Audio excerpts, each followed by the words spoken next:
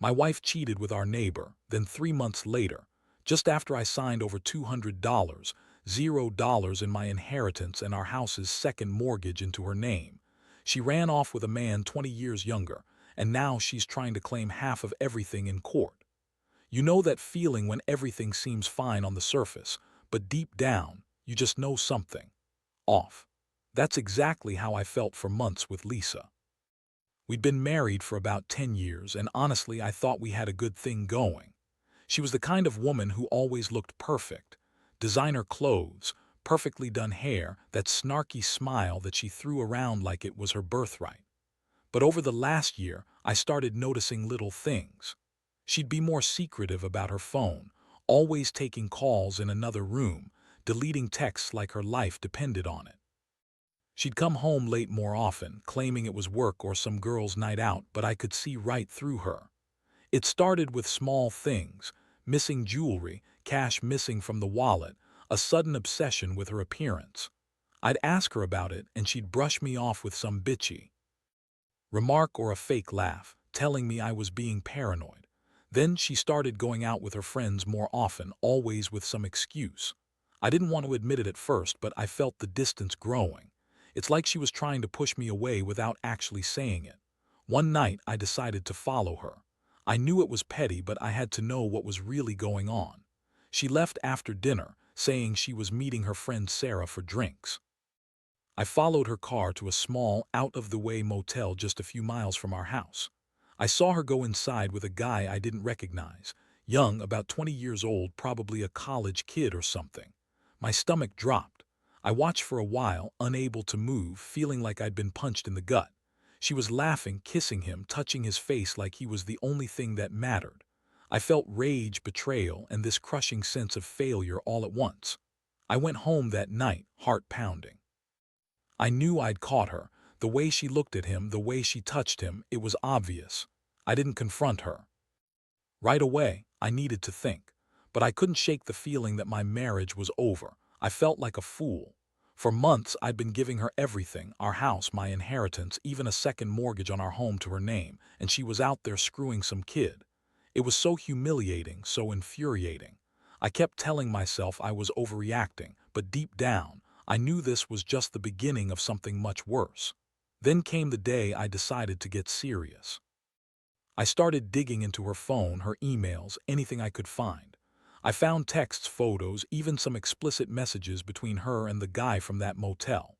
She lied about her whereabouts every time I asked, spun some bullshit about how she was just talking to friends or had a headache. Total bullshit. The texts made it clear they'd been seeing each other for months. I could see the pattern now: secret meetings, stolen moments, lies layered on lies. What made it worse was that she was so good at lying. When I confronted her, she threw a fit, saying I was paranoid, that I was imagining things, that I was just insecure. She called me crazy for suspecting her of cheating with the neighbor, who, by the way, is a decent guy but a total sleazebag if you ask me. Her excuses were pathetic, saying she was stressed, bored, or just needed some fun. She had the nerve to act like I was the one at fault, like I was the one who was wrong for catching her. I was devastated.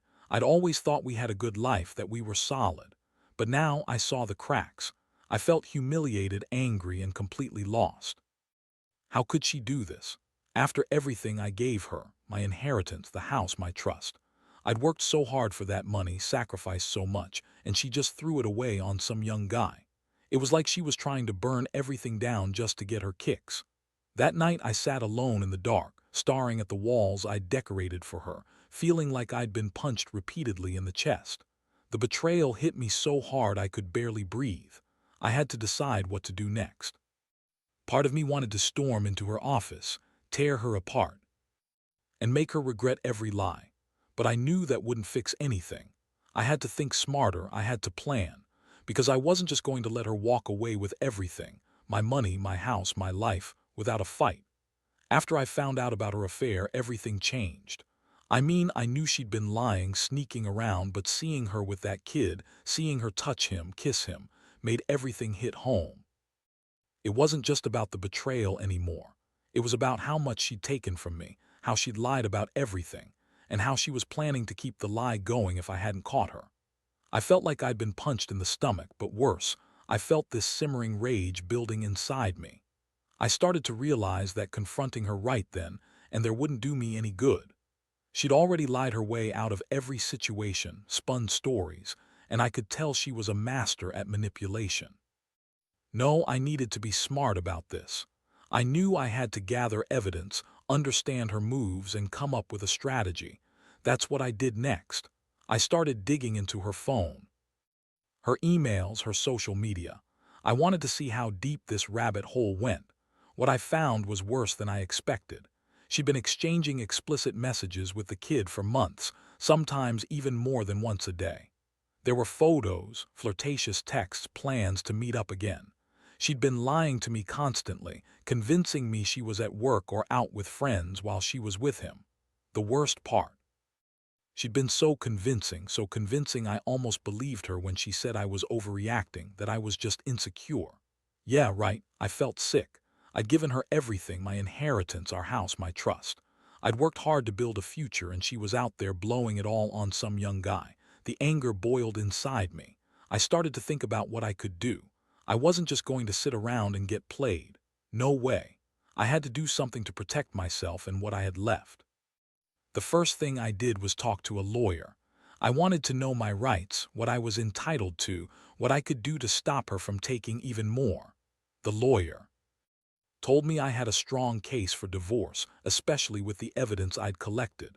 She also warned me about her trying to claim part of everything, my inheritance, the house, even the second mortgage I'd put in her name. That's when I realized how much she was trying to screw me over. Meanwhile, I started to plan my next move. I knew she'd try to spin things in court, lie about the money, deny everything. I had to be prepared.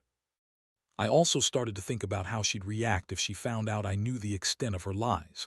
She's the kind of woman who'd turn it around, accuse me of being paranoid or controlling.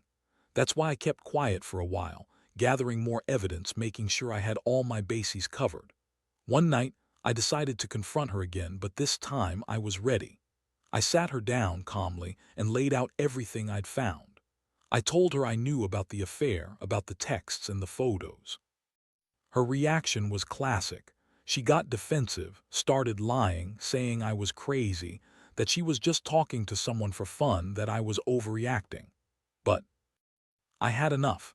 I played her recordings I'd made of her talking with the kid, her texts, everything. Her face went pale. She tried to deny it, but I wasn't buying her bullshit anymore.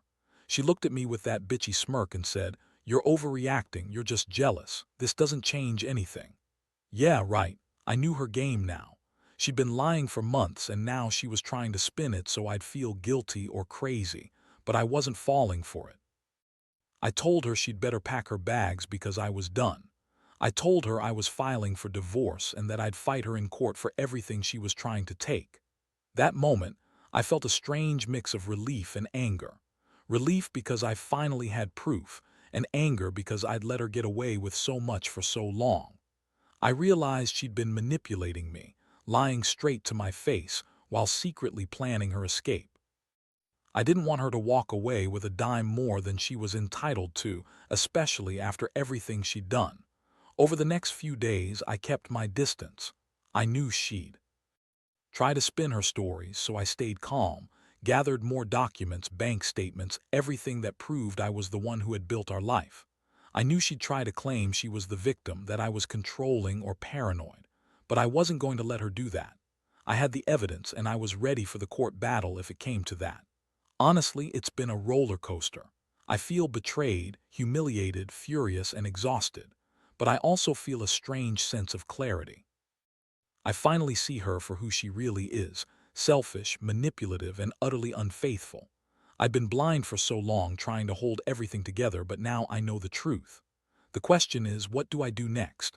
Do I fight for my marriage, or do I cut my losses and walk away? That's what I'm trying to figure out now. After I laid everything out to Lisa, showed her the texts, the photos, the recordings, I thought maybe she'd crack, maybe she'd finally realize how far gone she was. But no. She just looked at me with that same bitchy smirk, like she was totally unfazed.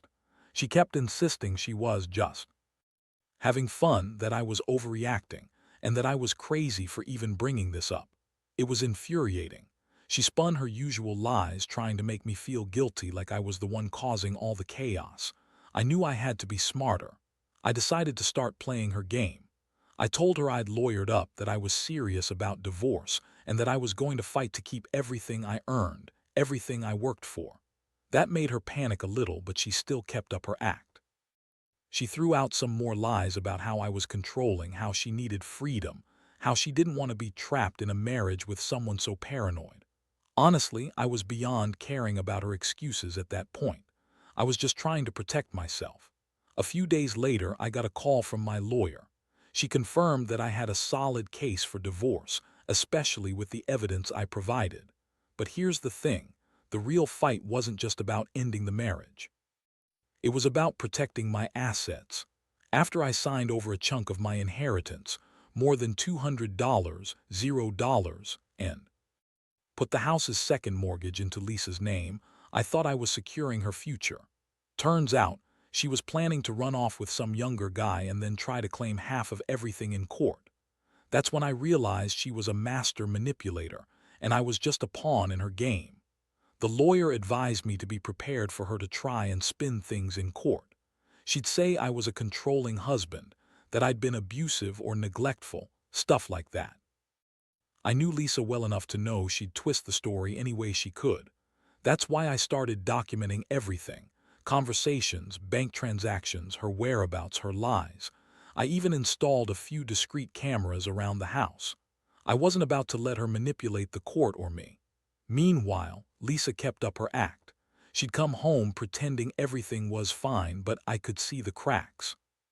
She was more bitchy than ever, snapping at me over small things, trying to guilt-trip me into backing down.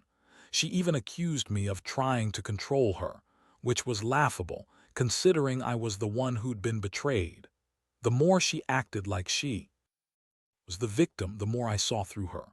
I realized she was trying to spin her affair as some kind of escape, a way to feel alive again. But I wasn't going to let her get away with it.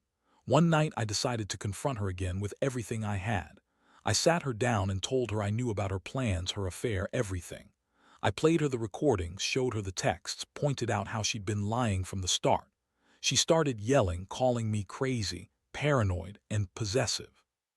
She said I was trying to control her, that she was just having fun, and that I was jealous. I told her she could spin her stories all she wanted, but I had the evidence. I told her she'd never get away with screwing me over after everything I'd given her. That's when she snapped. She called me a controlling bastard and said she'd take me to court for half of everything, including the inheritance and the house. She even claimed she'd been planning her escape for months, waiting for the right moment. I knew then she was dangerous. She'd do whatever it took to get what she wanted. I realized I had to act fast if I wanted to keep what was mine. I decided to file for divorce immediately, get a court order to prevent her from draining our accounts or selling the house. In the days that followed, I kept my guard up. I stayed calm, kept collecting evidence, and consulted with my lawyer about the best way to protect myself legally. I also started looking into options to freeze the assets, especially since she'd already started making moves to claim her share. I wasn't about to let her walk out with everything I'd worked so hard for. It was a sick feeling, knowing she was trying to cheat me out of my inheritance, my house, everything. But I was determined not to let her. Honestly, I felt exhausted. The betrayal was one thing, but dealing with her manipulative tactics, the court battles looming, and trying to stay one step ahead was draining. I'd been so blind for so long, trusting her, thinking she loved me. Now I see her clearly, a selfish, manipulative woman who only cares about herself. The worst part, I still loved her. Least I think I did. But love doesn't mean much when someone's willing to destroy everything for a thrill. I keep reminding myself I'll get through this, I have to. Because if I don't, I risk losing everything, my money, my home, my dignity. The next step is the court fight. I know she'll lie, cheat, try to turn everyone against me. But I've got the evidence and I've got the truth. And that's all I need to fight back. The court date was set, and I won't lie, I was nervous. Not because I thought I'd lose, but because I knew Lisa wouldn't go down without a fight. She's always been bitchy and manipulative, so I expected her to try every trick in the book to squeeze something out of this. Meanwhile, I had my lawyer working around the clock, preparing every piece of evidence I had: bank statements, text logs, the recordings. I wanted to make sure I was airtight. When the day finally arrived, I felt a mix of anger, frustration, and a strange sense of relief. I was finally going to lay everything out in court, show everyone what she'd been up to. She showed up dressed to impress, all fake smiles and bitchy smirks. As the proceedings started, she tried to paint herself as the victim, claiming I was controlling and that she'd only cheated because I was abusive or neglectful. I couldn't believe her audacity. She spun stories about how she was just unhappy, how she needed freedom, to justify her affair. My lawyer shot her down every time. I could see the judge wasn't buying her bullshit either. The evidence I presented was overwhelming. The explicit texts, the photos, the recordings of her planning to see the young guy again. I could tell the judge was starting to see through her act. Lisa's face was red with anger, but she kept trying to argue her case, throwing out accusations about me trying to control her, about how I'd been abusive and possessive. It was pathetic. What really threw her off was when I introduced the bank statements showing I'd signed over a large chunk of my inheritance, more than $200, $0, into her account, with the understanding that she'd use it to secure her future. I also presented proof of the second mortgage on our house, which I'd put into her name to protect her financially. Turns out she'd been planning to run off with that young guy and then claim she was entitled to half of everything in court. That was the moment I saw her panic. The judge listened carefully, asking questions, examining the evidence. It was clear I was the one who'd built our life, working hard, earning the money, making the sacrifices. Lisa's attempts to spin her story fell flat. I could see the frustration in her eyes, and honestly, I felt a tiny spark of victory. I knew I had the upper hand and I was going to use it. After hours of testimony, the judge finally made her decision. She ordered the divorce, and more importantly, she ruled that Lisa was not entitled to any of the inheritance or the second mortgage. I was granted sole custody of the house, and the court made it clear that Lisa's claims to half of everything were unfounded, given her infidelity and the clear evidence of her betrayal. That was a huge relief. I'd fought hard and it paid off. I finally felt like I was taking back control of my life. But the aftermath wasn't just about winning. In court, it was about dealing with the emotional fallout. Lisa, of course, was furious. She stormed out of the courtroom, yelling that she'd take everything from me, that she'd ruin me, and that she'd fight for her share. I just watched her go, feeling a strange mixture of anger and sadness. I was angry because she'd betrayed me, lied to my face, and tried to steal what I'd built. But I was also sad that the woman I loved, the woman I trusted, could turn into this manipulative, selfish person. In the weeks that followed, I started to rebuild. I changed the locks, moved my money into a new account, and cut all ties with her. I knew she'd try to come back, try to manipulate me even after losing in court, but I was done. I couldn't keep living in the shadow of her lies. I realized I'd been naive for so long, trusting her blindly, thinking she loved me. But now I saw her for what she really was: a user, a liar, someone who only cared about herself. I learned a lot from this nightmare. First, never ignore the warning signs. Second, protect your assets. Don't sign over everything just because she acts like she's your wife. And third, trust your gut. If something feels wrong, it probably is. Most importantly, don't let anyone take advantage of you, because in the end, the only person who's really going to look out for you is you. I still feel hurt, but I also feel stronger. And honestly, I'm ready to start over. Now that the court case is over and I've managed to secure what's mine, I've been trying to piece myself back together. It's not easy, not by a long shot. Every day feels like a reminder of everything I lost: trust, stability, the woman I thought I knew. But at the same time, I can't deny that I feel a strange sense of liberation. The weight of her betrayal finally lifted a little. Still, the scars run deep, and I know I'll carry them for a long time. Since the divorce was finalized, I've been focusing on rebuilding my life. I've started going to therapy, trying to process everything: her lies, her betrayal, the way she manipulated me into giving her so much. It's painful to admit I was so blind, so naive. But therapy helps me see things clearly now. I've also been working on my financial stability, making sure I don't get blindsided again. I've closed the accounts she had access to, set up new ones, and hired a financial advisor to help me manage everything better. One thing I've realized is how much I need to rebuild my confidence. For years, I thought I was the problem, too controlling, too insecure, too demanding. But now, I see that she was the one who was manipulative and selfish. She lied, she cheated, she tried to steal from me everything I worked for. That realization has been a huge boost. It's made me more cautious, more aware of red flags I once ignored. I've also started dating again, though cautiously. I'm not rushing into anything serious. I need time to heal, to trust again. But it's strange meeting new people, opening up about what happened. It's helping me regain some sense of normalcy. I know I deserve someone who genuinely cares, someone who won't betray me like she did. I've learned my lesson the hard way. Never ignore your instincts and never let anyone take you for granted. As for Lisa, I haven't seen or heard from her since the court case. Honestly, I don't want to. I don't need that kind of toxicity in my life anymore. She's out there trying to claim half of everything, but the court made it clear she's not entitled to it. I feel a strange mix of relief and anger every time I think about her trying to screw me over after everything. She's a manipulative, selfish woman who thought she could get away with everything. Well, she didn't. Looking back, I can't help but wonder how I let it get so bad. How I missed all the signs, how I let her control so much of my life. But I also know I can't change the past. All I can do now is learn from it. I want to be smarter, stronger, more aware. I want to trust again, but carefully, no more blind faith. I want to build a future where I'm not afraid of being betrayed or manipulated. And I will, because I've come too far to go back now. This nightmare has taught me that I have to look out for myself first, that I can't rely on anyone else to protect me, and that, at the end of the day, the only person who truly has my back is me. I've lost a lot, but I've gained something too, an understanding of what I'm worth. And I won't let anyone take that away again.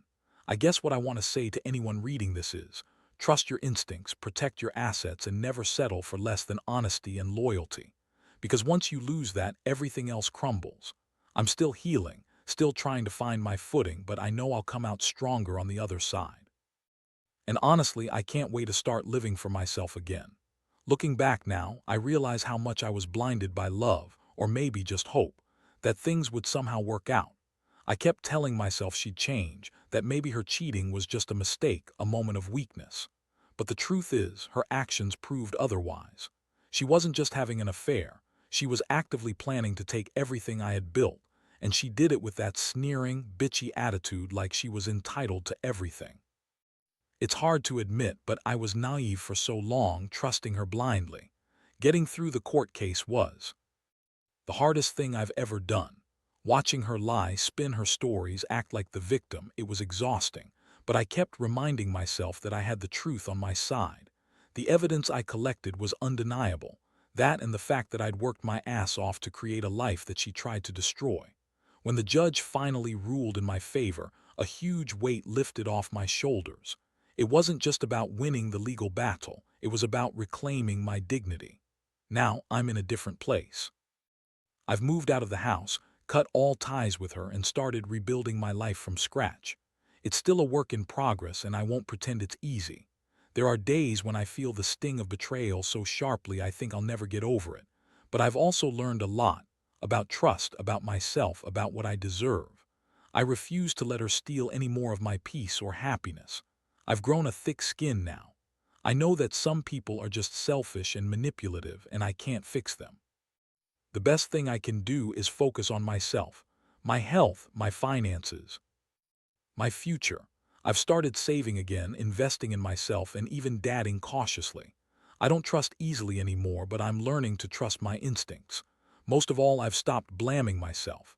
I used to think I was somehow responsible for her cheating, for her trying to take everything I had.